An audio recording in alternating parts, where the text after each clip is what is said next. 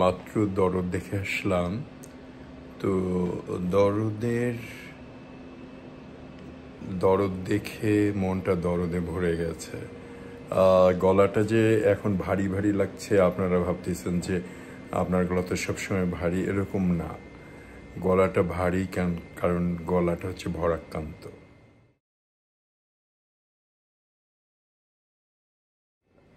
তিনটে জিনিস আমাকে খুব বেশ কঠিন করে তুলেছিল। একটা হচ্ছে যে নিজেই বাংলাদেশে অপারেশন করা, ওইটার অজ্ঞান করানোটা স্কোয়ারে।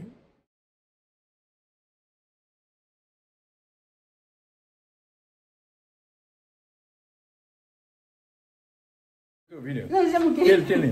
I'm gonna take care of him. Shagun, okay? Yeah. Thank you. Please, thank you. You're welcome. Appreciate it. করোনাতে বাংলাদেশে হোটেলে 17 দিন থাকা একা। মানুষ করোনাতে 2 দিন করোনা হয়, 5 দিন বেঁচে থাকে, 7 দিনে কিডনি খারাপ হয়ে যায়, ক্যান্সার, লিভার খারাপ হয়ে যায়, মরে যায়। আমি বেঁচে আছি, কিন্তু একটা শক্ত করে দিচ্ছিল হৃদয়।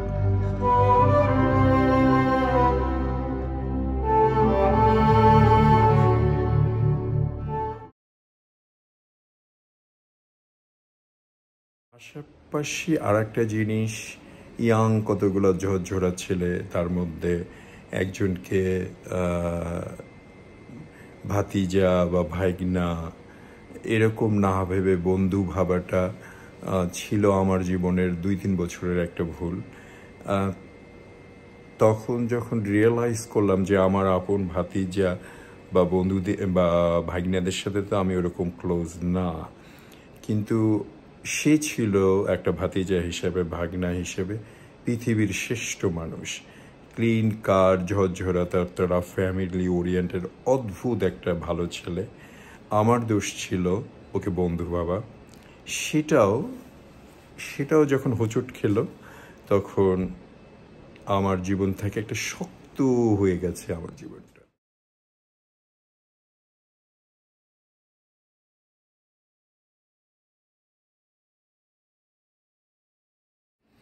বিশাল বাড়ি উডনেল হিলসে, সেটার এখন আমার যাওয়া নিষেধ। আমার 2 ছেলে এখন আমার সাথে নেই। সব মিলে এই সময়টা অফকোর্স জীবনের বেস্ট টাইম, বিকজ আমি বেঁচে আছি। কিন্তু এই মুহূর্তে এই 2 দিন আগে আমারই একজন খুব আপন, ক্লোজ, কোনো রক্তের রিলেশন কেউ কিচ্ছু নাই, ওকে যখন অজ্ঞান করা হলো, ওকে যখন নিয়ে যাচ্ছিল, আমি দেখতেছিলাম, একটা দর্দ অনুভব করছিলাম, খুব খারাপ লাগছিল। তার আগের দিনও একটু চিন্তায় ছিলাম, মানে এরকম আমি ভাবিনি। কিন্তু আজকে আমার অদ্ভুত লাগতেছে যে আমি সাধারণত কোনো ফিকশন আর নন ফিকশন রিয়ালিটি দেখে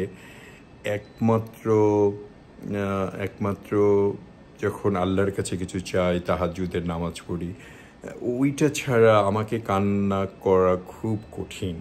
কেউ মরে গেলেও না। কিন্তু সত্যি কথা আপনাদের বলতেছি, একটু বানার বলছি না, গলাটা যে ভরাক্রান্ত। দরদের লাস্ট 15 মিনিটস আমাকে অদ্ভুতভাবে ইমোশনাল করেছে, কাঁদিয়েছে, আমার গলাটা ভারী করে তুলেছে। সাথেই থাকুন, খাজা মর্তুজ ফ্রম ক্যালিফোর্নিয়া।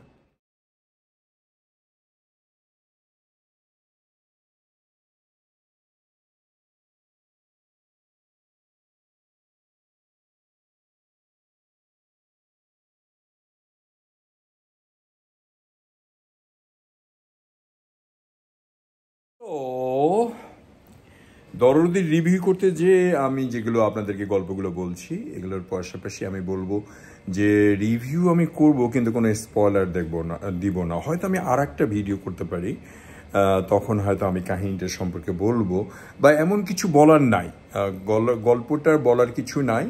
আপনারা যারা ক্রাইম পেট্রোল দেখেন, সাবধান ইন্ডিয়া দেখেন, বা বাংলাদেশের ক্রাইমের মুভি দেখেন, ড্রামা দেখেন, আর আজকাল তো এত ভরে গেছে, কি বলে এটাকে, ওয়েবসাইট, আবার অনলাইনে, আর এত এত বিখ্যাত মুভি আমরা দেখেছি, আপনারা দেখেছেন, ইংলিশ হোক, বাংলা হোক, হিন্দি হোক, আর কত রকম কাহিনী আমরা দেখেছি। এই 2024-এ আমাদেরকে সন্তুষ্ট করা খুব কঠিন, কিন্তু একটা মুভি যখন আপনাকে টাচ করতে পারে, ইমোশনাল করতে পারে, ক্রাই করাতে পারে, আর যেটা অনন্য মামুন বলেছে যে কাহিনীটা আসলেই ইউনিক, আসলেই কাহিনীটা ইউনিক, কাহিনীর কিছুই বলবো না। আর শাকিব খানের বোধহয় কমেডি সিনের চেয়ে ভদ্রলোক বোধহয় ইমোশনাল বা ফাটাফাটি মারামারি, এগুলো মারামারি ভালো করে, ইমোশনাল সিন ভালো করে। কমেডিগুলো আমার নিতে একটু অসুবিধা হচ্ছিল, আদার দেন উনি তো বিশাল অ্যাক্টর, ভালো actor. Having said that, direction ভালো ছিল, গানগুলো তো ফাটাফাটি। এবার লাস ভেগাসে যাইতে আসতে অনেক রকম আমি রিল করেছি, গান শুনেছি। পিকচারাইজেশন ওকে ওকে, কিন্তু প্যান ইন্ডিয়ার মুভি, বড় একটা বাজেটের মুভি ওরকম কিছু মনে হয়নি। একটা লিটারালি সাধারণ একটা মুভি, দৃশ্যগুলো অত মাইন্ড ব্লোয়িং কিছু ছিল না, যেহেতু অনেক দেখেছি। তারপরেও আমি সবাইকে বলবো, বিশেষ করে বনি, তানভীর, তারপরে আমার ছোটবেলার কিছু বন্ধু, সবাইকে বলবো যারা বউকে ভালোবাসেন তারা প্রাণ ভরে ছবিটা দেখবেন। আর বউকে ভালোবাসারই তো কথা না, বউ তো ভালোবাসারই জিনিস, সবার তো আর। ওকে, সব কথার শেষ কথা, দরদের লাস্ট 15 মিনিটস আমাকে খুব মর্মাহত করেছে, ইমোশনাল করেছে, ভালো লেগেছে।